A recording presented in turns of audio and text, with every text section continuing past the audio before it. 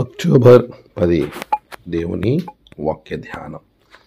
నా కృప నిన్ను విడిచిపోదు. యెషయా గ్రంథం 51:10. మన ప్రభువైన యేసుక్రీస్తు నామములో మీ అందరికీ ఉదయం శుభములు తెలియజేస్తూ ఉన్నాను. గడిచిన కాలమంతా ప్రభు మనల్ని కాపాడి ఈ మంచి దినము అనుగ్రహించిన దేవునికి కృతజ్ఞతాస్తుతులు చెల్లిస్తూ మీ అందరికీ ఉదయ శుభాలు తెలియజేస్తూ ఉన్నాను.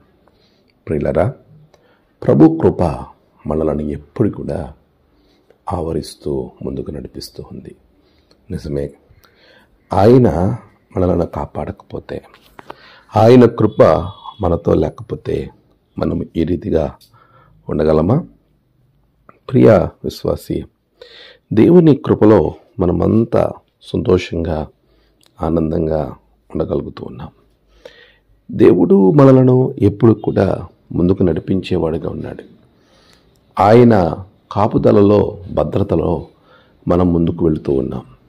నిజమే, దేవుని భద్రత కృప ద్వారా అనుగ్రహింపబడుతుంది. అపోస్తుడైన పౌలు తనలో ఉన్నటువంటి వ్యక్తిగతమైన బాధను ప్రభువుకి చెబుతూ, ఇదిగో దేవా, నాకు ఇంత భయంకరమైన ఈ బాధ నుండి నన్ను తప్పించు అని చెప్పినప్పుడు ప్రభు అంటున్నాడు, నా కృప నీకు చాలును. నిజమే, ఆయన కృప వల్ల మనం రక్షింపబడ్డాం. ఆయన కృప ద్వారా మనందరికీ గొప్ప దీవెనలు కలిగినాయి. అలాంటి కృప మనతో ఉన్నప్పుడు మనకి ఎలాంటి ఇబ్బంది, ఇరుకు, ఎలాంటి పరిస్థితుల్లోనైనా ప్రభు మనల్ని విడిపించగలడు అనే విషయాన్ని గమనించాలి.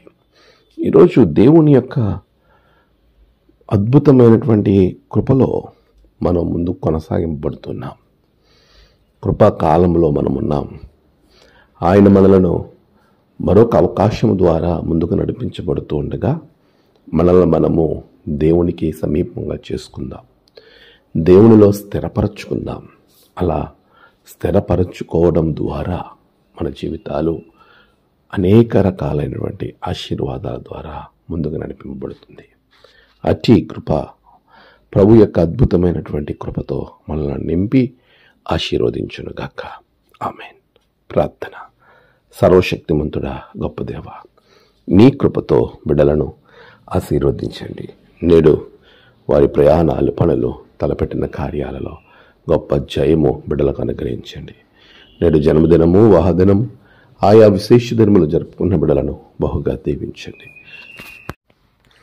తమ ప్రియులను కోల్పోయిన వారి కుటుంబాలకు ఆదరణ, నెమ్మది అనుగ్రహించండి. ఈ దినము నీ యొక్క కాపుదల, రక్షణ, ఆనందం బిడ్డలకు అనుగ్రహించండి.